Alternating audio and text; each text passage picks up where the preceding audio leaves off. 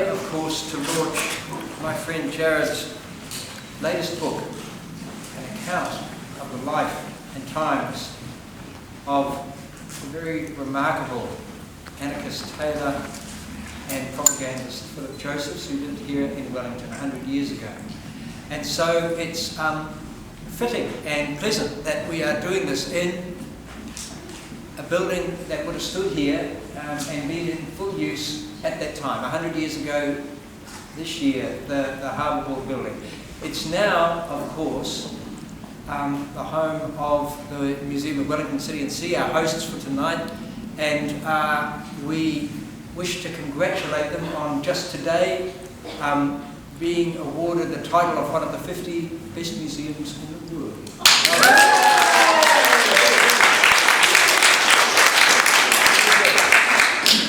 So, as you can see from looking around the walls, this was once pretty much a boss's building. This is where the Harbour Board was run from. This is where they discussed ways to sort of keep down the cost of stevedores and keep the guys working in conditions that are often sort of dangerous and difficult and so on.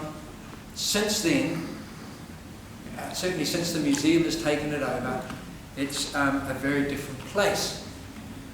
It's very recently, just until last week, it's hosted an exhibition of the centenary banner of my union, the Public Service Association, which is also 100 years old this year. It's currently, it offered this magnificent room here as the space for this launch, and later in the year it will be hosting a number of events connected with the centenary of the 1913 waterfront strike. So we are grateful to our hosts, the museum staff. And yeah, certainly there's lots of nice historical resonances going on in this event. There's a wonderful crowd of people here tonight, and some of you have come a long way for this important event. So I'm not going to talk for long. Instead, I'm going to hand over to our distinguished guest speaker, Barry Papeman. Barry is an old friend of Jared's. He is an internationally distinguished scholar of the history of anarchism, and has for a long time administered the archive of possibly the best known anarchist of the 20th century, Emma Goldman. He now lives here in Wellington with his partner. We're very glad to have Barry living amongst us, and I would like to introduce him tonight. Please give him a welcome.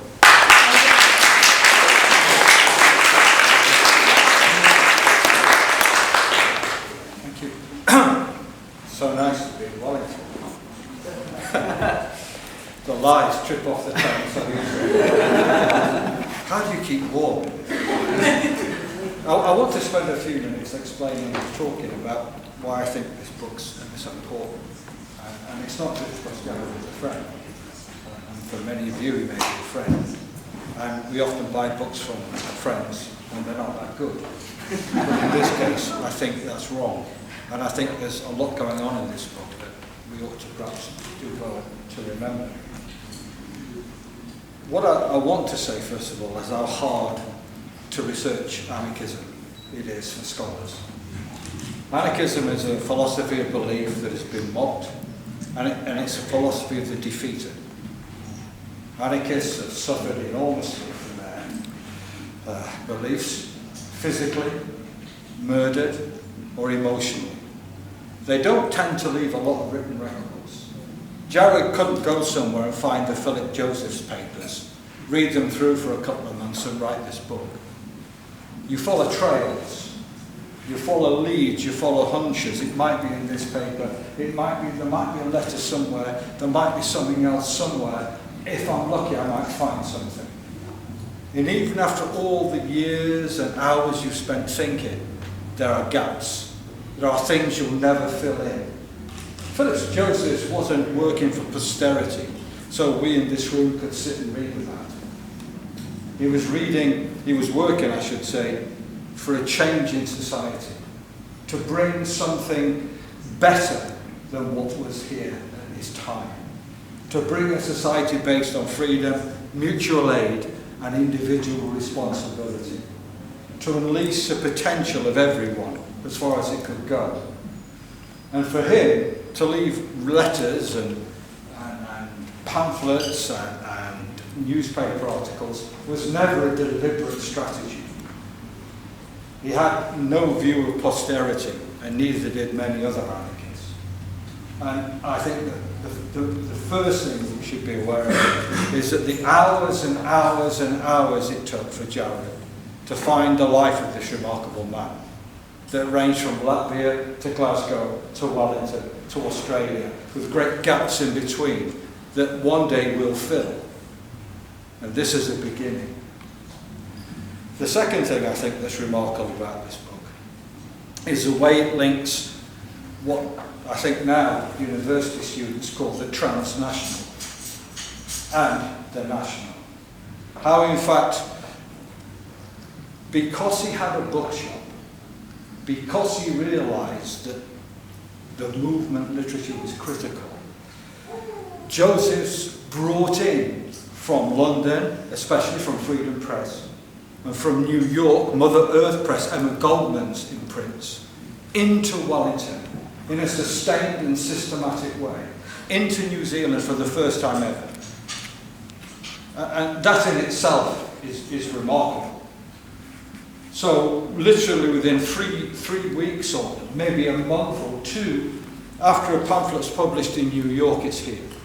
After a pamphlet's published in London, it's here.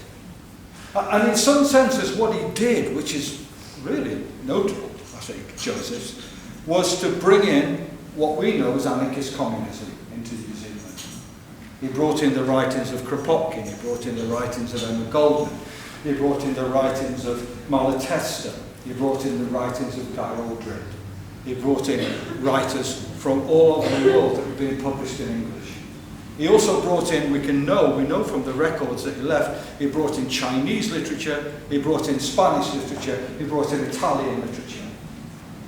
This is a multicultural city, and he brought in the literature to make his ideal real. But we need to be careful. When people read, we don't know how they read Emma Goldman. We don't know how they read Kropotkin. But what we do know is that those words struck home to people who were reading it. Have you ever seen the Freedom pamphlets and the Mother Earth pamphlets? They're only yay big, smaller than Jared's book, and built to be put in people's purses or their pockets, and to be read and talked about. And we don't know how they read them, those men and women, but we know that those words meant something. That something in their experience in this country as union members, domestic partners, whatever, those words of Emma Goldman struck a chord. And it must up to all of us in this room. Occasionally we've read a word, a phrase, listened to some music and go, damn, that's exactly what I can't say, but it's what I feel. And somewhere, those words struck home to people here. Which meant that whatever they'd done here meant that they understood the words of these writers. And of course, there's a bookshop. And maybe, bookshops will never have the importance in the next 30 years that they had in my life. But bookshops, when I was a young man coming from a coal mining village in Yorkshire, to go to London and go to Houseman's bookstore, and to see the world in those pamphlets, the Collett bookstore, the home of the Stalinists. No offence to you Communist Party members, you deserve everything. Anyway, you go there, there'll be Albanian English language communist papers you read, and you go to Houseman's and you buy all sorts of sects and tendencies. Can you imagine what it must have been like here? To be able to go to Phillips Joseph's, and you go there, there's the International Socialist Review from Chicago, the left-wing newspaper of the Socialist Party, and the IWW, the Industrial Workers of the World. There's the anarchist paper Y, from Tacoma in Washington, edited by Ernesto Travaglioli. And we know that was there because Jared rescued it. He rescued it. If you look at the back of the Bible, There's many good things in the book, but for me the most exciting piece of that book is at the end where he lists what the police found when they arrested Joseph. What they found in his possession. And from there, we have a sense of what people read. We have a sense of what made up their life and what they felt was radical.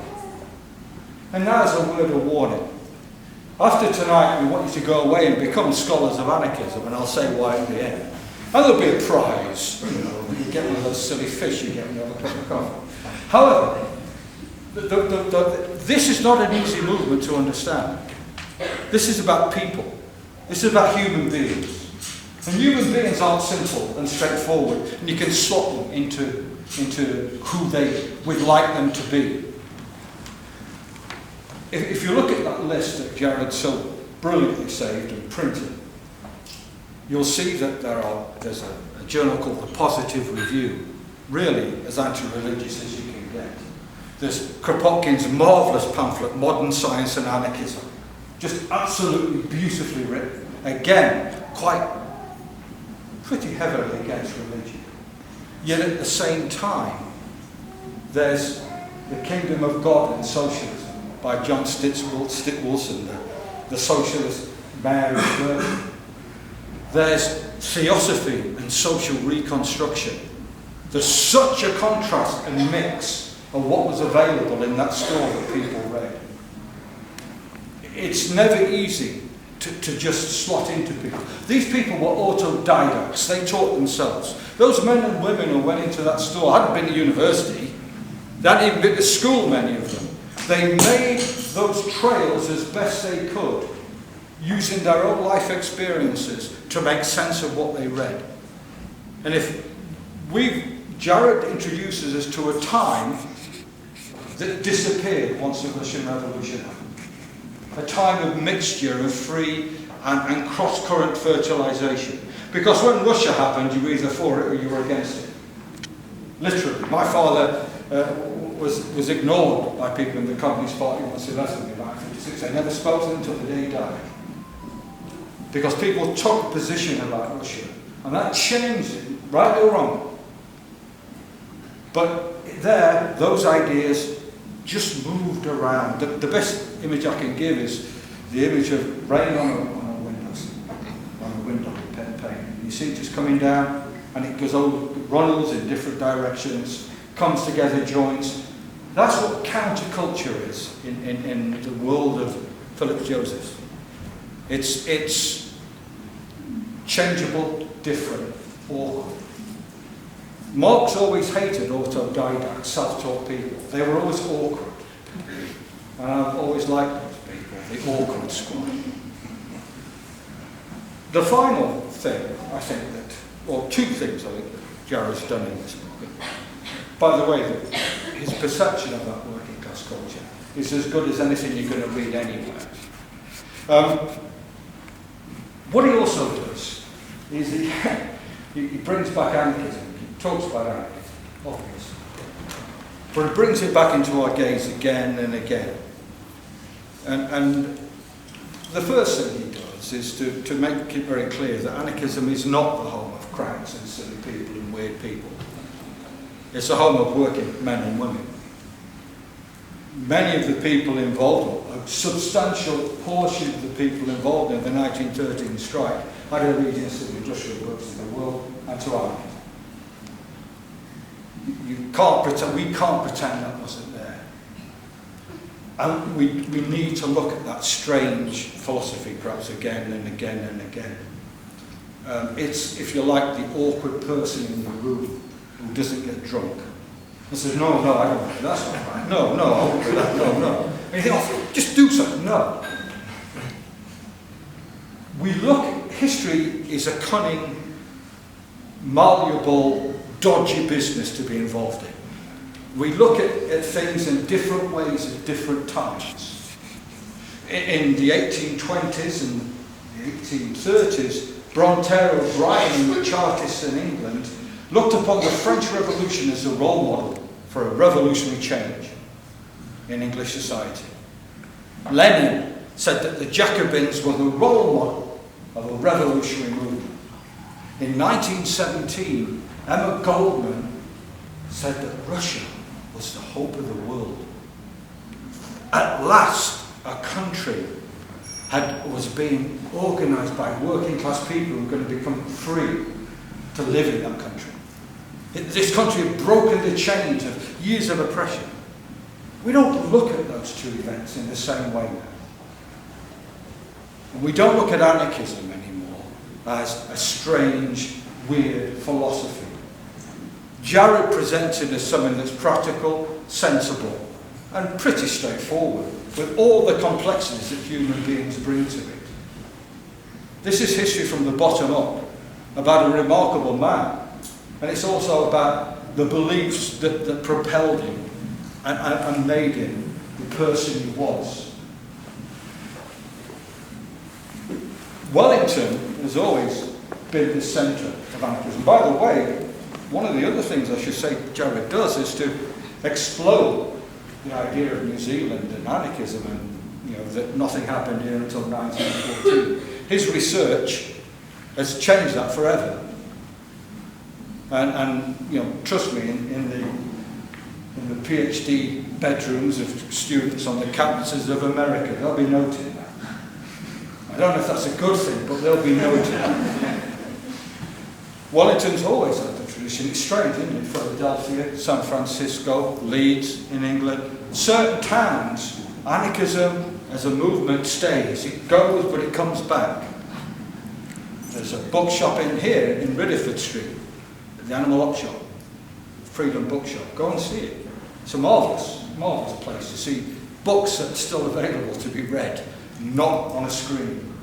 Go and see it and read them. There's printing presses here that produce anarchist material. There's a lovely book on anarchism in 1950s to 1980s called, I think, Rabble Rousers and Merry Pranksters in New Zealand. It's free. You can look at it on the Rebel Press website. There's history there. And there's a new book coming out called Voices Against the Wind about vegetarianism, ethical vegetarianism and animal rights in New Zealand from the turn of the century onwards, and anarchists are critical in that. Edward Thompson said that the job of the historian is to rescue movements like anarchism from the enormous condescension of posterity, that we know better. Look how clever we are. When we look at the world around us and you think of where we are and what we can do and how we can make this place better. I remember an old anarchist who I became very, very fond of, and he was a very cynical man. He'd been an anarchist since he was 18 and he was 17. And every weekend we used to get absolutely blustering drunk. Old fours crawling home drunk, and I'd look after him, I think, but he was looking after me. And he was very rarely serious. And one time when he was drunk, we were joking, and he said, you know, he said, anarchism is the hope of the world. There's nothing left now. We have to believe in people. We have to believe in their potential. We have to believe in what they can do and how they can make this world better. We have to understand if we unlock everything, it will be a better place. We will have at least what the Spanish anarchists called living utopia. Then he passed out. I really recommend this book. I really hope that you will read it, you'll learn from it like I have. It's a fantastic piece of research. Buy it, get your libraries to buy it after you bought it as well. You get 5 copies. Make sure you get out there and spread the word. It's going to be available, I think, online. It's available certainly at the Freedom Bookstore. Hopefully it will be available in other stores. Trust me, this is first-class research on an area and a subject that's still to be explored. Because once we know our own history, we know the truth of history. And by the way, the great thing about this book is Jared doesn't make it a hagiography. It's not hero worship. We have faults, all of us. All of us have faults in what we do, and he shows that. But unless we know where we came from, how can we know where we're going to? This is a marvellous piece of history, and I really, really hope you can buy buy, read it, enjoy it. Because you've got, in Wellington now, we've got real scholarship happening. And it's been a privilege to be a little bit part of it. Thank you.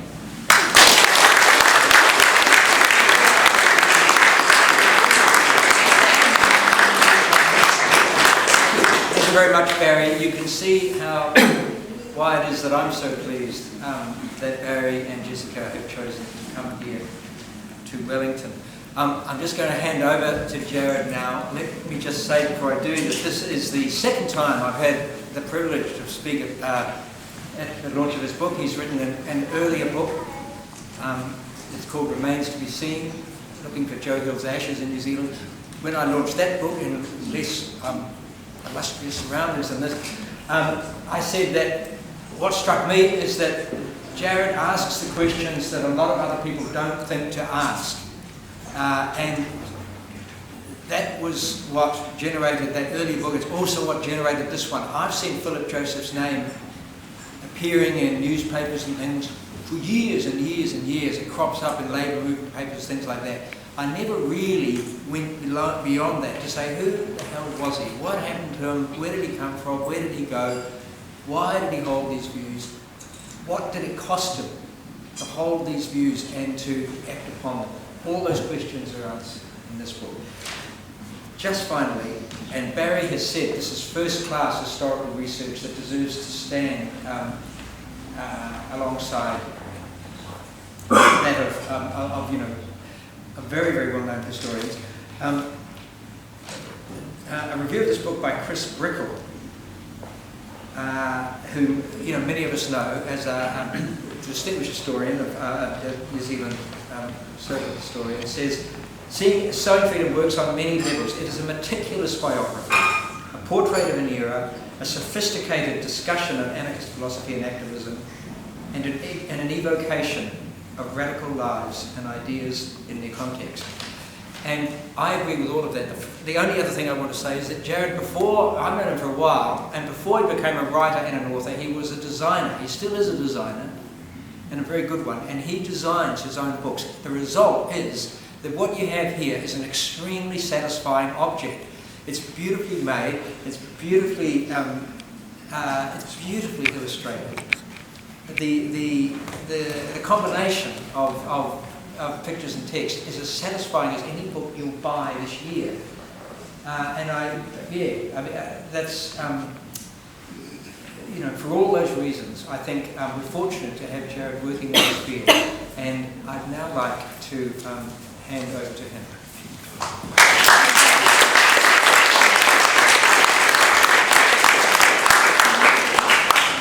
I'll try not to let the kind words in the throne go to my head, so just pull me out when it does. I don't want to talk too long. I just really want to thank everyone for coming tonight, and there are a few people that I really want to thank before I kind of talk about why I wrote the book and what I enjoy about it. So first of all, Rachel Kim and the museum here for facilitating the event, and it's a great space. Philip Josephs, as an agitator and a soapboxer, spoke just outside these walls during the 1913 strike in support of his comrades in the wider labour movement, and so this historical resonance is really heartening to be in this space. Kim, Kirsty, Stephanie, Luke, Zoe have all helped with food tonight. I don't have a lot of money, and the book's not about profit, so we kind of got together and made dips, and I didn't make dips, I did the dishes. So I just want to thank them for their support. It's really made them. Rosie and other people here filming, taking photos, so thank you as well for that. Mark and Barry for speaking. Very kind words, really humbling, so thank you very much. Also the K Sharpley Library and a research context has been really helpful. So when Barry was back in the States, I would send him an email and he'd go down and do research for free. And as an archivist now, I can appreciate how time-consuming and appealing that is. So yeah, just thank you for all your help with that as well. The money? Marie as well for thanking you as well for helping me with this money. lots to do. I just want to acknowledge as well that we have grandchildren and great-grandchildren of Philip Joseph here tonight who have come down from Auckland. I don't know if you want to put your hands up, if you don't have to.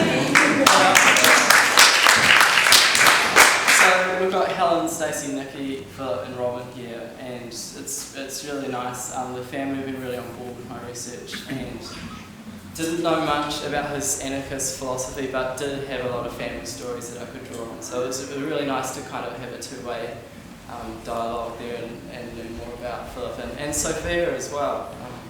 I think she's played a big role in what he's been able to do as an activist and anarchist here too.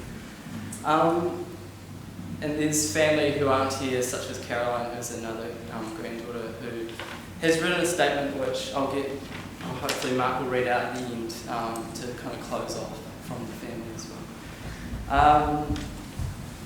When I wrote this book, I obviously drew on a lot of help, and I'm not able to thank everyone because there's just too many, but they are in the book, and there are quite a few people in this room who have helped out considerably, so I just really want to thank all of you guys as well. AK Press, who are the publisher of the book, are based in the USA as well as Edinburgh, I think.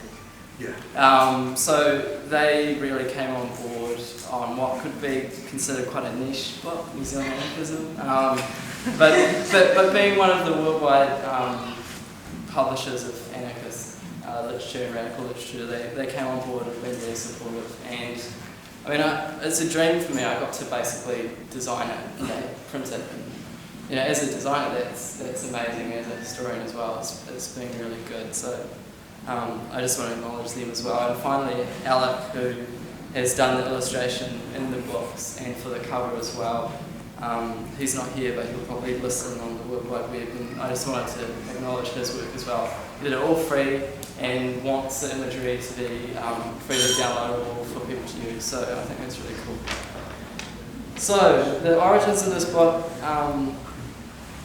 When I came to labour history quite late in 2008, it was the Black Ball strike centennial, and it was the first time I'd kind of really delved into New Zealand labour history, because at that stage I was looking offshore for radicalism. I wasn't taught it at school. I wasn't taught about the Wobblies or the Red Feds at university.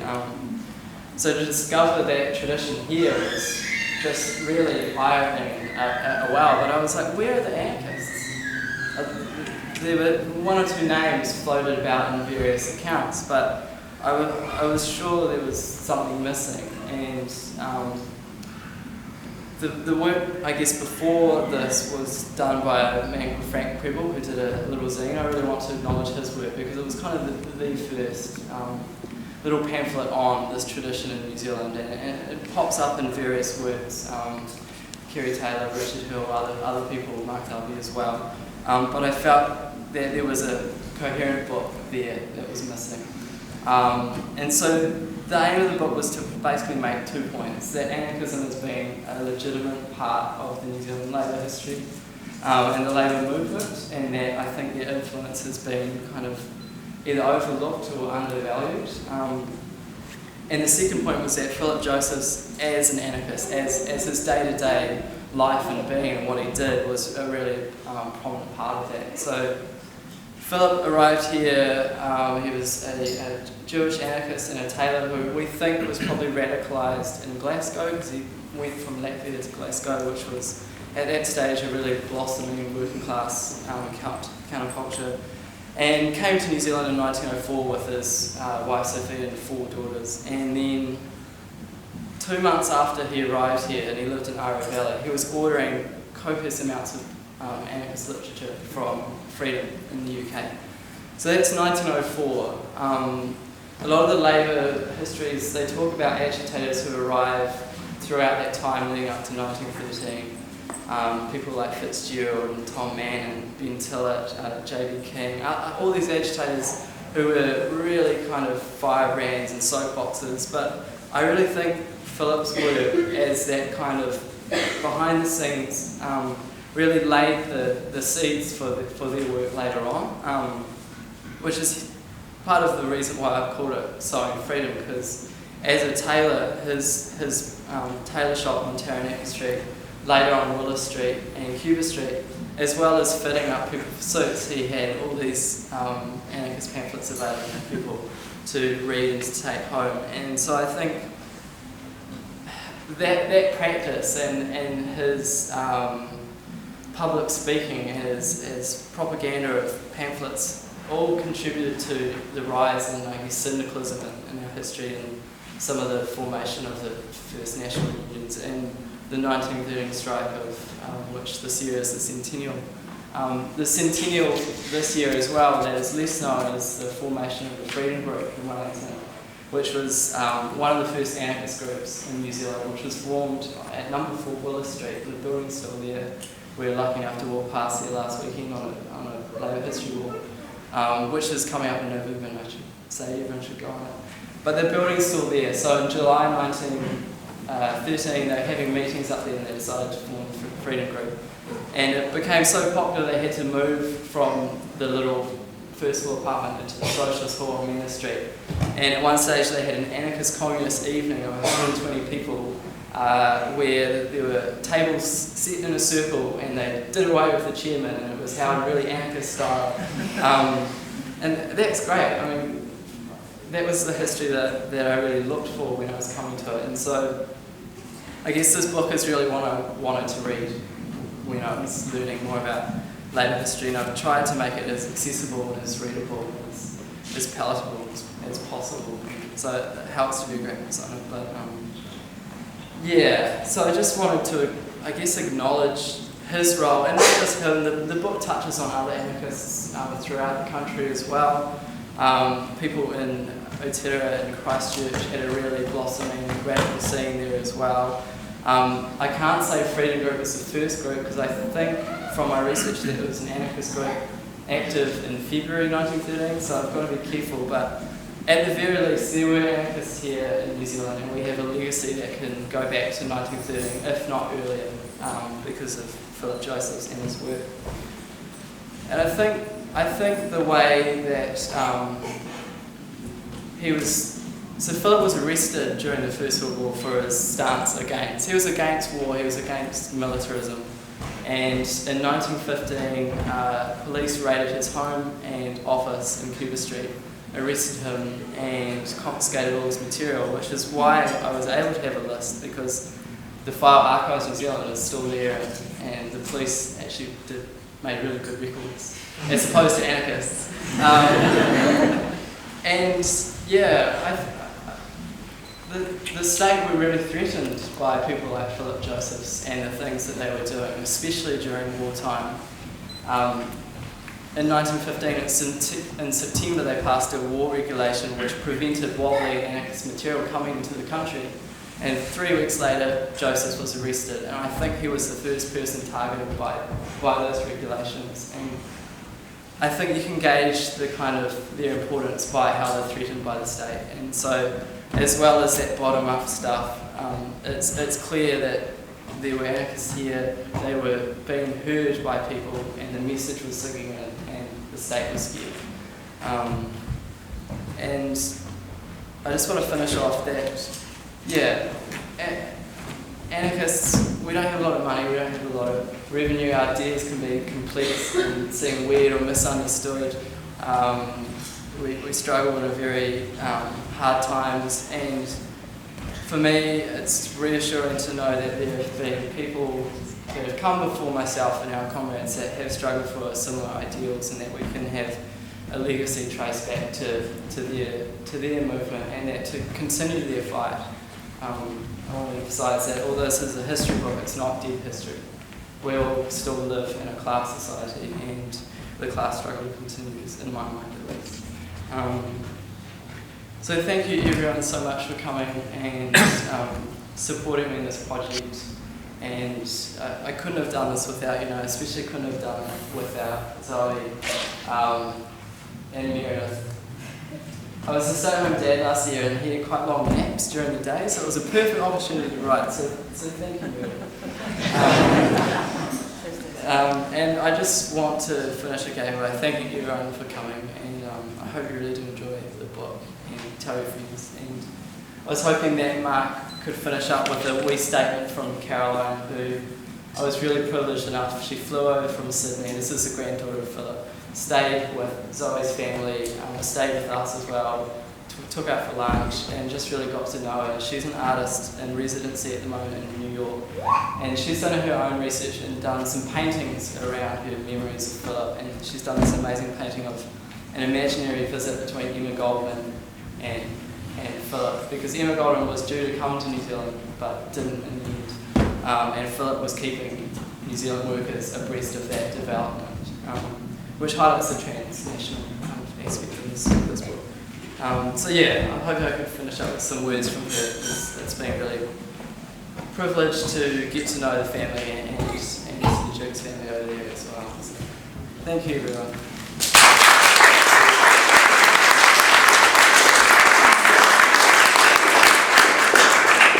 Here we go. This is the last official part of the evening. I'm going to read the statement that's been, well, it's the comment, really, the contribution that's been sent over from Dr. Caroline Josephs, and this is on behalf of the wider Josephs family, many of whom, as a number of whom as Jared said, are here tonight with us. When Jared phoned me from New Zealand and asked, "Are you the granddaughter of Philip Josephs?" I had no idea what a journey he was leading me into. My father, Harold's father, Philip, was a distant memory, distinct, but I'd only met him twice as a very young child. My grandmother, Sophia, died before I was born. To meet Jared and his family was a delight. Amongst the ruins of the big earthquakes in Christchurch, I was able to search through meticulous documentation. Jared had scoured many records with great care and attention, encountering many other people in the family as well as others on the way. I was assured that here was a great story in the hands of a thorough researcher with a talent for storytelling. When I read the final manuscript, I found it gripping and stirring. It had been a revelation to me to discover that Philip Josephs was an anarchist, opposed to violence, to war, and to state authority. I was carried along by this history of my grandfather, but also I was able to sense some bones and flesh of a social and historical context in New Zealand and beyond, stretching out globally, in the period in which it happened. I was thrilled to have had such an ancestor, one who had been involved in addressing the needs of the oppressed. My life has been expanded by Jared's work. I'm grateful to him for bringing life to my grandfather's story and making a history that has never before been written. I feel privileged to have been a small part of Jared's venture. My hope is that many people will read this book and be similarly inspired. I only wish I could have been at the launch to share it with Jared, with the family, and with you all.